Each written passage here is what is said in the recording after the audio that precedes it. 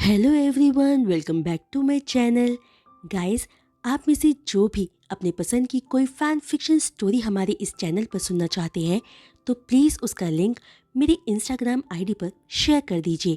मैं स्टोरी को पढ़कर उसका कंसेंट लेने की ऑथर से कोशिश करूँगी। पर हाँ, वो स्टोरी किसी और चैनल पर पब्लिश ना हुई हो, इसको ज़रूर चेक कर लेना। ओके।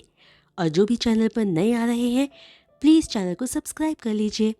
तो अब चलिए आज का एक्सप्लेनेशन हम शुरू करते हैं। लास्ट पार्ट में हमने देखा था कि सबके कहने पर यीबो को थैंक्स शो करने के लिए जान यीबो के लिए डिनर प्रिपेयर करता है।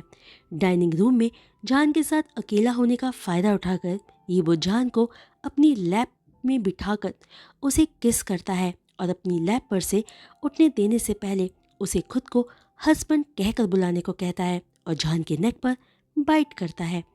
जान फौरन यीबो की गोद से उठकर अपनी सीट पर बैठकर अपना सूप पीना दोबारा शुरू कर देता है, मानो कुछ हुआ ही ना हो। और यीबो भी चुपचाप अपना सूप पीने लगता है।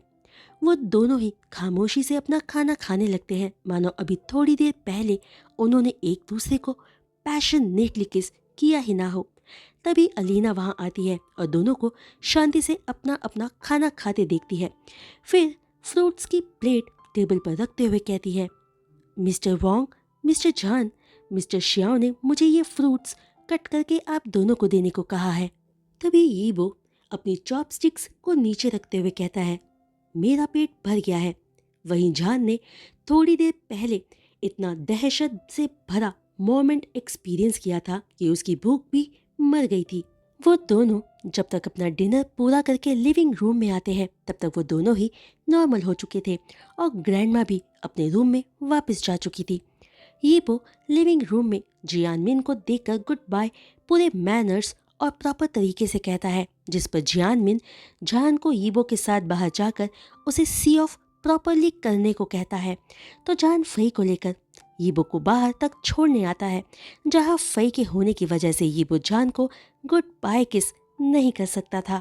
तभी फई यीबो को हक करके कहती है, हैंडसम अंकल, सेफली ड्राइव कीजिएगा और मैं आपको बहुत मिस करूंगी। जिस पर फई को हक बैक करते हुए यीबो जान की तरफ देखकर कहता है, मैं भी तुम्हें बहुत मिस करूंगा।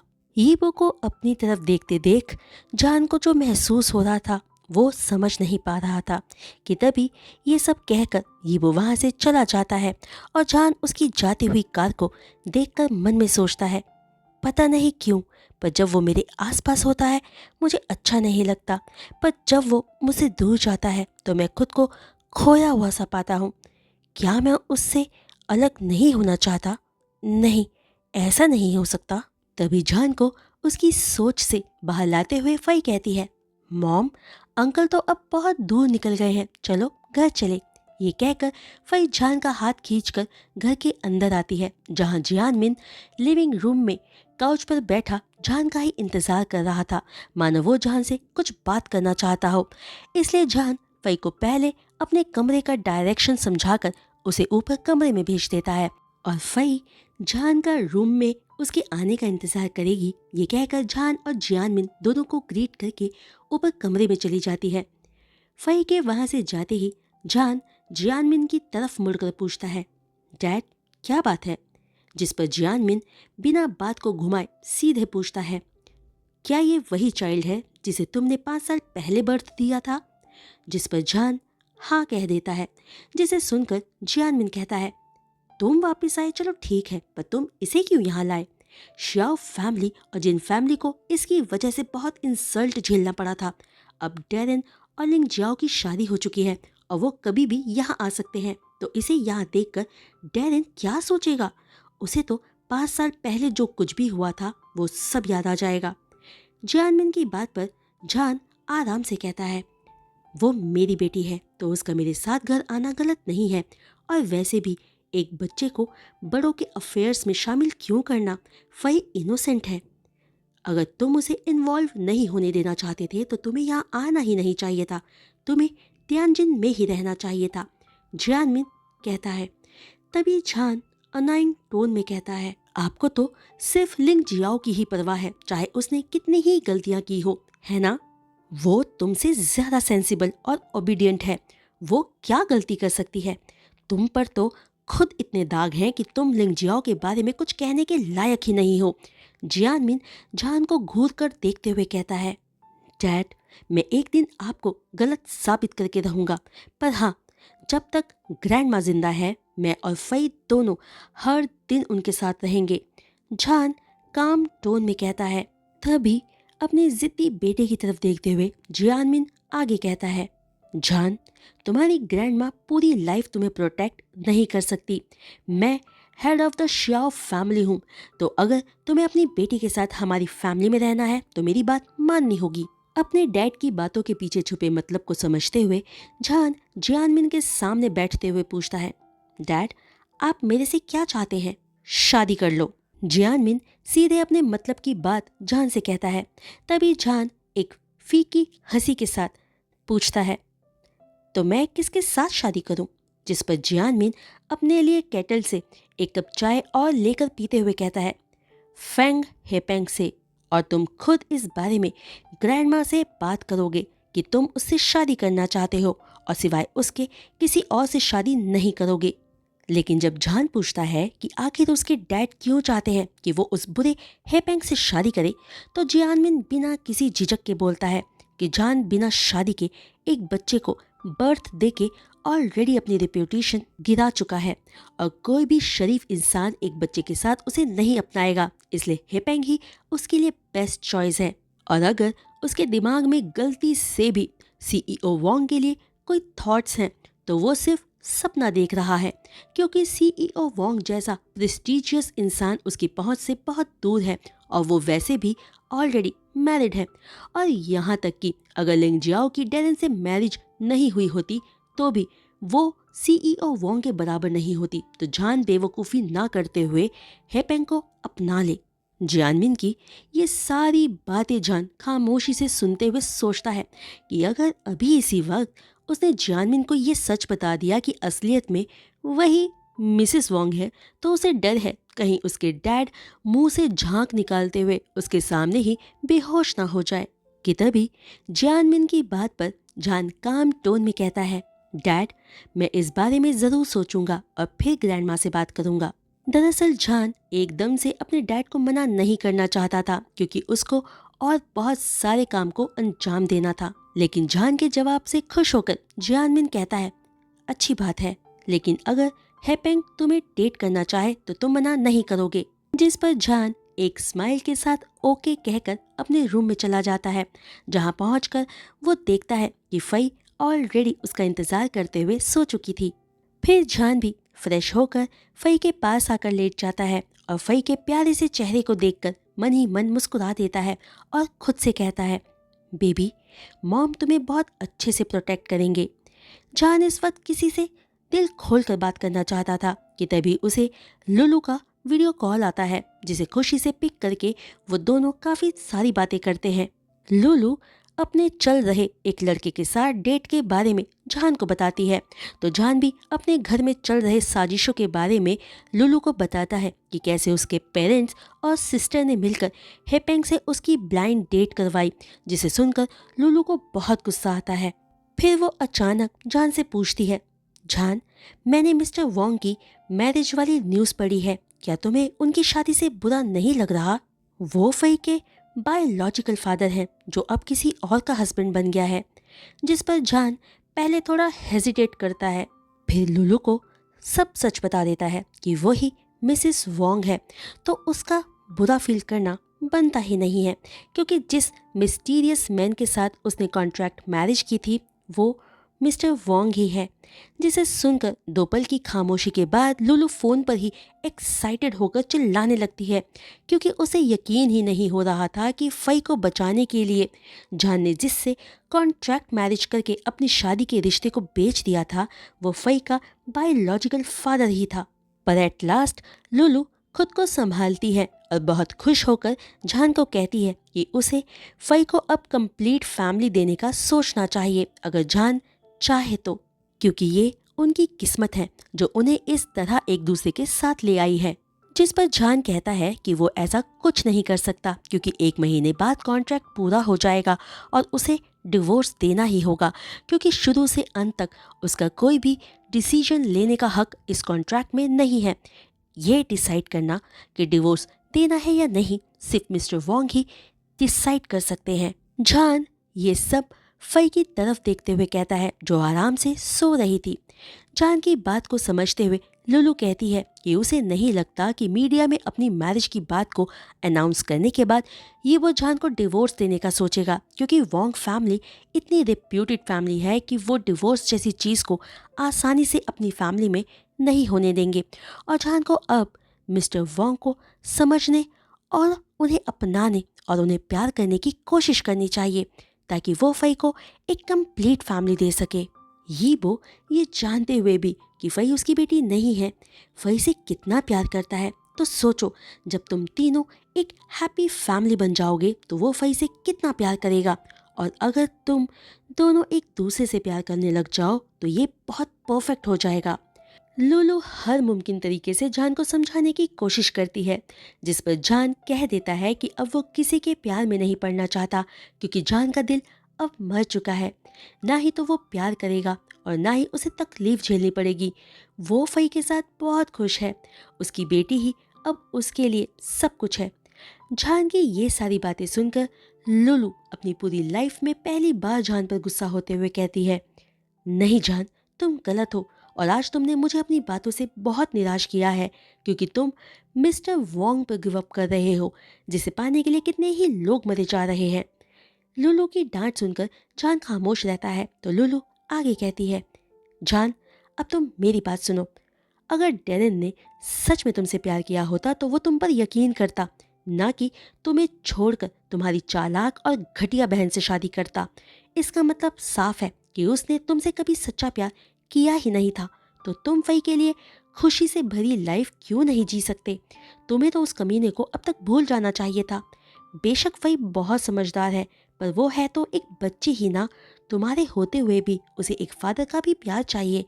तो जान, अगर तुम सच में फई से प्यार करते हो तो तुम्हें मिस्टर वोंग पर यकीन करके उन्हें एक चांस देना ही होगा। जान इस बीच लुलु की बातें चुपचाप सुनता रहता है, और लुलु जानती थी कि वो जो कुछ भी कह रही है जान सुन भी रहा है और समझ भी रहा है। जान लुलु की बातों से खुद को इतना मेस्ड अप फील कर रहा था कि उसे पता ही नहीं चला कि कब लुलु ने कॉल कट कर दिया था। वो बस फई को अपनी बाहों में लिए अपनी आंखें बंद करके लुलु की बातों को सोचते हुए सो जाता है। अगले दिन सुबह जान उठकर फई को बहुत सारे किसेस करके प्यार से उठाता है और उसे एक परी की तरह तैयार करके खुद भी तैयार होकर जब नीचे आता है तो डाइनिंग रूम में ग्रैंडमा तिंग्यू को उनका इंतजार करता हुआ पाता है। फई भागकर अपनी ग्रेट ग्रैंडमा को किस करते हुए ग्रीट करती है, जिस पर ग्रैंडमा फई के बालों को प्यार से सहलाते हुए उसे भी गुड मॉर्निंग विश करती है। ठीक उसी वक्त जियानमिन भी वहां आ जाता है, तो फई उसे भी एक स्माइल के साथ किस करके गुड मॉर्निंग ग्रैंडपा कहती है। फई के इस सडन एक्शन से जियानमिन थोड़ा हैरान होते हुए अनईजी फील करता है और कांपती आवाज़ में फई को रिटर्न में गुड मॉर्निंग कहता है। फिर जान फई को ठीक से बैठाकर ब्रेकफास्ट करवाने लगता है और ग्रैंडमा तेंग्यू जियानमिन से जिंग टोंग के बारे में पूछती है, तो जियानमिन बताता है कि वो लिंगजियाओ को लेकर एक हफ्ते के लिए शंघाई गई हुई है।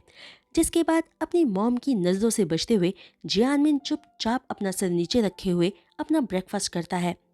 ब्रेकफास्ट के बाद ग्रैंडमा तिंग्यू जियानमिन को फई को किंडरगार्टन और जान को ऑफिस छोड़ने को कहती है, जिस पर जियानमिन मना करते हुए कहता है कि किंडरगार्टन का रास्ता उसके रास्ते में नहीं पड़ता और ट्रैफिक की वजह से वो अपनी कंपनी पहुंचने में लेट हो सकता है।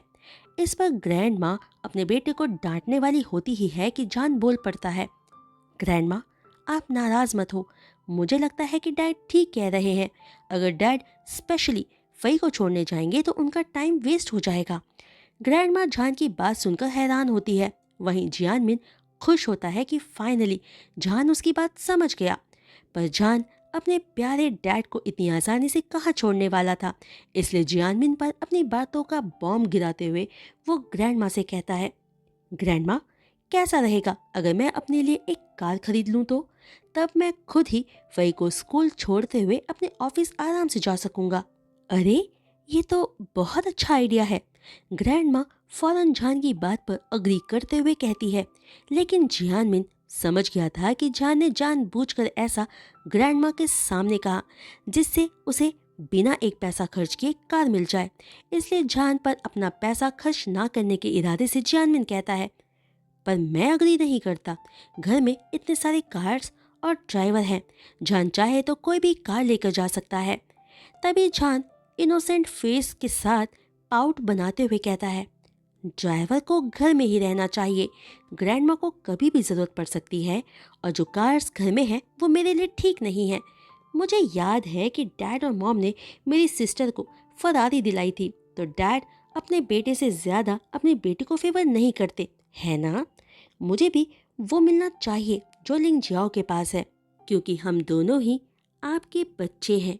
ये सुनकर जियानमिन को बहुत गुस्सा आता है, पर ग्रैंड माँ खुश होकर कहती है, तो फिर ये डील रही, हम कल ही कार खरीदेंगे। जियानमिन जानता था कि अगर उसकी मॉम ने कुछ डिसाइड कर लिया है तो वो जान के लिए कार ज़रूर खरीदेगी, और वैसे भी वो अपनी मदर को डील करने में बहुत कमज़ोर था, इसलिए बात को टालते हुए कहता है कि उसके पास अभी टाइम नहीं है, तो जिंगटोंग के वापस आने पर वो उसके साथ जाकर कार दिखाएगा।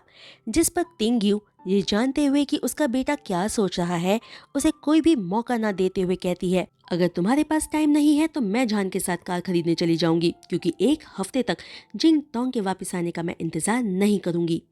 तिंगयू के प्रेशर देने पर आखिर में हार कर जियानमिन को मानना ही पड़ता है।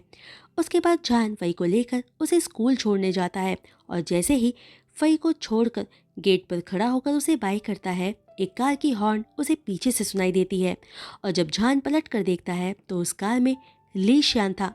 ली शियान कार विंडो से बाहर जान को देखकर उसे कार में इनवाइट करते हुए कहता है, मिस्टर शियाओ, कार में आ जाओ, मैं ऑफिस ही जा रहा हूँ। जान एक पल के लिए ली शियान को देखता रहता है, फिर उसकी कार में आकर बैठते हुए पूछता है, थैंक यू मिस्टर ली, क्या आप अपने बच्चे को यहाँ स्कूल छोड़ने आए थे? हाँ, मेरा बेटा ऑलरेडी इस स्कूल के सीनियर क्लास में पढ़ता है। क्या मिस्टर श्याओ की बेटी भी इसी स्कूल में पढ़ती है? तो फिर मैंने आपको पहले यहाँ क्यों नहीं देखा?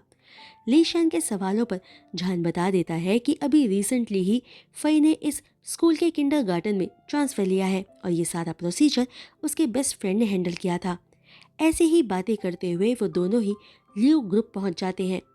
जान मॉर्निंग टाइम में अपने काम में बिजी रहता है, इसलिए दोपहर तक वो फ्री हो जाता है और फई को स्कूल से पिक करने का सोचता है कि तभी उसे एक फ्रेंड रिक्वेस्ट रिसीव होती है जो प्रोफाइल लीशान की थी। जान उसे फ्रेंड लिस्ट में ऐड कर लेता है तो उसे लीशान का मैसेज रिसीव होता है, क्या तुम बच्चों को पिक करने के लिए साथ चलना चाहोगे? जिस पर जान मैसेज करके पोलाइटली मना कर देता है कि वो लीशान को परेशान नहीं करना चाहता, पर लीशान जान का मना करने के पीछे का रीज़न अपने आप समझ जाता है कि जान ऑफिस में उसको लेकर कोई गॉसिप नहीं चाहता था। इसलिए लीशान सोच समझ कर मैसेज करता है, बच्चों को ज़्यादा देर इंतज़ार करवाना अच्छी बात नहीं, मैं ऑफिस से थोड़ी दूर रोड की दूसरी साइड पर तुम्हारा इंतज़ार करूँगा। जिसे पढ़कर जान मना नहीं कर पाया और ऑफिस से सबके निकलने के बाद जल्दी से जाकर लीशान की कार में बैठ जाता है। जान के बैठते ही लीशान पूछता है, क्या तुम लोग क्या कहेंगे ये सोच रहे थे? तो मुझे लोगों की बातों से फ़र्क नहीं पड़ता, क्योंकि अगर इंसान का इरादा गलत ना हो तो उसे किसी चीज़ से नहीं डरना चाहिए। जिसे सुनकर जान स्माइल करते हुए कहता है, पर फिर भी हमें किसी को भी बेवजह कुछ कहने का मौका नहीं देना चाहिए, और वैसे भी मेरे डैड मुझे कार दिलाने वाले हैं, तो मैं आपको और ज़्यादा परेशान नहीं करूँगा। थैंक यू मिस्टर ली। जिस पर लीशान कहता है, यू आर वेलकम मिस्टर श्याओ, वैसे भी हम एक ही रास्ते पर जा रहे हैं। ये कहते हुए लीशान बस कार को चलाने पर ध्यान दे रहा था, और लीशान को कार चलाता हुआ देख जान लीशान से और आगे बात ना करते हुए विंडो से बाहर का नज़ारा देखने लगता है। ये वही जगह, वही रोड और एरिया था जहाँ जान पड़ा हुआ था, पर अब इन 5 सालों में वहाँ बहुत कुछ बदल चुका था। ठीक वैसे ही जैसे जान आज भी श्याओ जहाँ ही था, लेकिन आज वो 5 साल पहले वाला श्याओ जहाँ नहीं रह गया था। तो गाइस, आज का ये वीडियो एक्सप्लेनेशन मैं यहीं रोकती हूँ, और उम्मीद करती हूँ कि आपको आज का ये वीडियो एक्सप्लेनेशन पसंद आया होगा। तो अगर आपको आज का ये वीडियो एक्सप्लेनेशन पसंद आया हो तो प्लीज़ वही अपने एक लाइक देकर वीडियो पर एटलीस्ट 1000 लाइक्स तो ज़रूर ले आइएगा। और हाँ गाइस, मैं उन लोगों को भी समझ सकती हूँ जो किसी वजह से मेरे चैनल पर रोज़ आते हैं, वीडियो देखते हैं, पसंद करते हैं, पर सब्सक्राइब नहीं कर पाते। तो गाइस, उन लोगों से रिक्वेस्ट है, अगर आप किसी रीज़न के चलते चैनल को सब्सक्राइब नहीं कर सकते तो प्लीज़ रोज़ मेरे वीडियो पर अपना एक लाइक तो ज़रूर दे दिया कीजिए। मेरे लिए वही काफ़ी होगा, क्योंकि आपका हर एक लाइक मेरे लिए बहुत इम्पॉर्टेंट है, क्योंकि जितने ज़्यादा लाइक्स होंगे मेरे चैनल को उतना ज़्यादा प्रमोट किया जाएगा। ओके, आई होप मेरी रिक्वेस्ट आप समझ सकते होंगे। और हाँ, जो चैनल पर नए आ रहे हैं और जो सब्सक्राइब कर सकते हैं वो प्लीज़ चैनल को सब्सक्राइब और बेल आइकन को हिट करना बिल्कुल मत भूलिएगा, और अपने कमेंट्स मेरे साथ ज़रूर शेयर कीजिएगा। तो आज के लिए बस इतना ही। मैं जल्द लौटूंगी न्यू वीडियो एक्सप्लेनेशन के साथ। तब तक के लिए बाय।